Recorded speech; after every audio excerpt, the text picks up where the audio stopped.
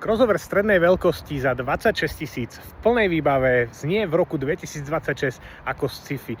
No ale nie je to tak, pretože tu jeden mám, MG ZS Hybrid Plus. Za 26 000 máš auto vo fullke. Ja ti teraz ukážem, čo všetko prináša a aké kompromisy musíš prijať. Pretože konkurencia v tejto triede v plnej výbave stojí vysoko nad 30, niekedy aj nad 40 000. Číslo 1 tohto auta je rozhodne spotreba. Mne tu teraz svieti síce 5,7 litra, no v meste sa s týmto autom hravo dostaneš pod 5 litrov. Kombinované trasy sú potom zhruba 5,5 litra, no a na diaľnici je to 6,5 litra na 100 km. V interiéri ZS-ka nenájdeš takmer žiadne tvrdé plasty. Jediný tvrdý plast je asi tu, no táto časť dverí už je mäkčená.